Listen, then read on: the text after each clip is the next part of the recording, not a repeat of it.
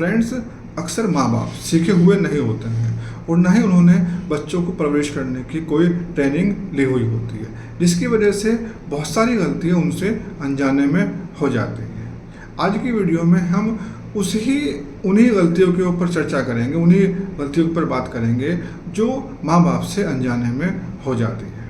उनमें जो सबसे पहली गलती जो अक्सर माँ बाप करते हैं वो करते हैं ऑफेंसिव वर्ड्स का इस्तेमाल करते हैं, यानी कि सख्त लफ्ज़ों का इस्तेमाल करते हैं। जब बच्चे से कोई गलती हो जाती है, उससे कोई भूल हो जाती है, तो जब उसे समझाते हैं या उसे डांटते हैं तो हम बहुत ही सख्त लफ्ज़ों का इस्तेमाल करते हैं, जैसे कि तू तो नालायक है, तू तो गधा है, तू बेवकूफ़ है, तेरे से नहीं हो पाएगा, तू किसी काम का नहीं है, तू निकम्मा है, तू कामचोर है। अब आप सोचिए, अगर आपका बॉस जहां आप काम करते हैं आपके साथ में ऐसे ही वर्ड्स का इस्तेमाल करे तो आप पर क्या गुजरेगी, आप पर क्या बीतेगी। या बचपन में आपके माँ बाप ने आपके साथ में ऐसे ही वर्ड्स का इस्तेमाल किया हो तो आपके ऊपर उस वक्त क्या गुजरती होगी। तो जब आप अपने बच्चे के साथ में ऐसे वर्ड्स का इस्तेमाल करते हैं, ऐसे अल्फाजों का इस्तेमाल करते हैं, उस पर क्या गुजरती होगी, वो कितना दुखी होता होगा, उसकी जो सेल्फ रेस्पेक्ट है कितनी हर्ट होती होगी। तो मैं आपसे दरख्वास्त करूंगा या रिक्वेस्ट करूंगा कि जब भी आप बच्चों को समझाएं या डांटें तो उसके साथ में ऐसे सख्त लफ्ज़ों का इस्तेमाल बिल्कुल भी ना करें। दूसरी गलती जो माँ बाप करते हैं वो ये करते हैं कि वो बच्चों से बहुत सख्त सवाल पूछते हैं। मान लीजिए बच्चा स्कूल गया हुआ है या ट्यूशन गया हुआ है या खेलने गया हुआ है और जो वहाँ से वो वापस आ रहा है तो उसे वापस आने में थोड़ी देर हो गई है, तो हम उसके ऊपर शक करते हैं, उससे पूछते हैं अब तक कहाँ थे आप, किसके साथ थे, देर से क्यों आए हो। या बच्चे ने किसी काम को करने से मना कर दिया या वो उस काम को नहीं कर पाया है तो हमारा सवाल उससे होता है आपको ये काम को मना करने की हिम्मत कैसे हुई, ये काम तुमने क्यों नहीं किया। और जो हमारी टोन होती है, जो हमारा उस सवाल करने जो लहजा होता है वो उससे भी ख़तरनाक हो जाता है। अगर बच्चे को स्कूल से आने में देर हो गई है या खेलने गया होता वहाँ से आने में उसे देर हो गई है, उसने काम नहीं किया है, तो उसे आराम से अपने पास बैठाएं, उसके सर पर हाथ फेरें, उसे थपकी दें, उससे पूछें बेटा आज स्कूल से आने में देर क्यों हो गई, क्या रास्ते में कोई दिक्कत हो गई थी। तो जब हम उससे ऐसा सवाल प्यार से करेंगे तो वो जो प्रॉब्लम रास्ते में उसने फेस की, जो उसे दिक्कत हुई है, वो कहीं चला गया था, वो अपने आप उस चीज़ को आपसे बता देगा। सेल्फिश विशेस, बद्दुआएं देना, अक्सर ये काम माँ करती है।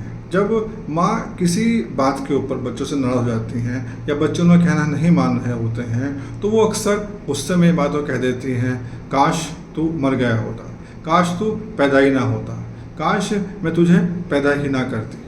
तो इस तरह के जब हम बद्दुआएं बच्चों को देती हैं तो बच्चा बहुत अपने आप को बुरा महसूस करता है। वो ये महसूस करता है कि शायद मेरी इस घर के अंदर कोई वैल्यू ही नहीं है, मेरी कोई इम्पोर्टेंस ही नहीं है, और उसे ये चीज़ें बहुत हर्ट करती हैं। उसका self respect, self esteem, self confidence सब ख़त्म हो जाता है।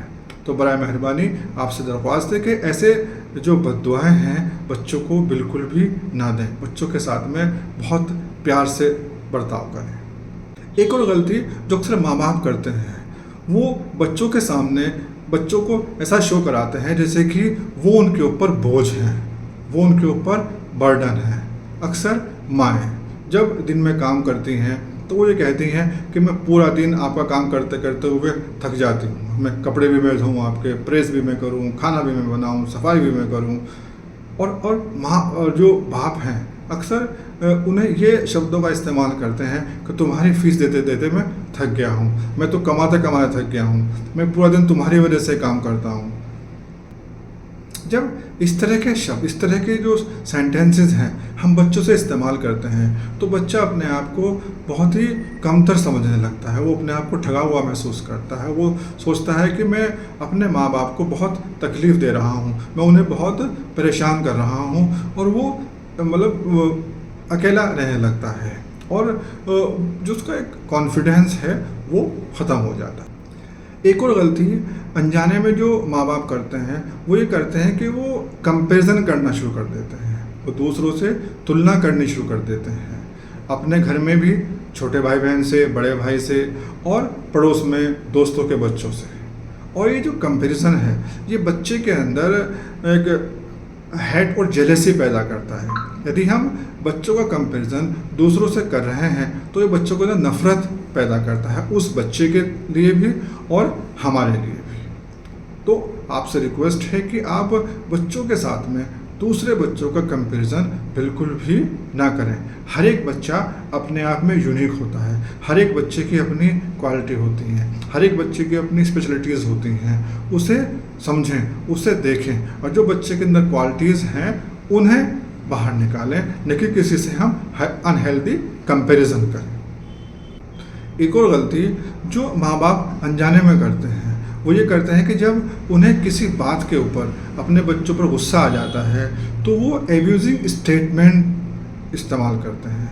वो बच्चों के साथ में बहुत ही बुरे शब्दों का इस्तेमाल करते हैं। तो नालायक है, तू डफर है, तू अपनी लाइफ में कभी भी कामयाब हो नहीं पाएगा, तो पैदाइशी नालायक है। ऐसे शब्द, ऐसे वर्ड्स हम बच्चों से इस्तेमाल करते हैं और बच्चा हमें देखता रह जाता है कि हम उससे क्या कह रहे हैं।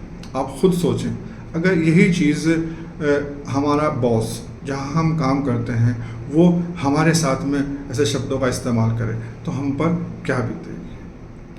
तो कभी भी, चाहे हम कितने भी गुस्से में क्यों ना हो, हम बच्चों के साथ में ऐसे स्टेटमेंट बिल्कुल भी इस्तेमाल ना करें। एक और गलती जो माँ बाप अपने बच्चों की परवरिश में करते हैं वो बच्चों के साथ में बच्चों को इमोशनली परेशान करते हैं, और ये काम अक्सर माएँ करती हैं। जब माँ अपने बच्चों पर गुस्सा होती हैं तो वो अक्सर उन्हें कहती हैं कि मैं तुम्हें छोड़ करके चली जाऊंगी, मैं हमेशा हमेशा नहीं रहने वाली हूँ, मेरे बाद में तुम्हारा क्या होगा। जब बच्चा ऐसी बात को सुनता है तो बच्चा डिप्रेशन में चला जाता है, उसे बहुत ज़्यादा नाउम्मीदी होती है। बच्चों को दुख मैनेज करना तो नहीं सिखाते हैं बल्कि उन्हें और दुखी कर देते हैं। हालांकि माँ जो ये स्टेटमेंट कहती हैं वो बिल्कुल अनजाने में कहती हैं, लेकिन फिर भी ऐसे शब्दों का, ऐसे सेंटेंसेस का माँ को बिल्कुल भी इस्तेमाल नहीं करना चाहिए। एक और गलती जो माँ बाप अनजाने में करते हैं वो करते हैं वादा खिलाफी, फॉल्स प्रॉमिस।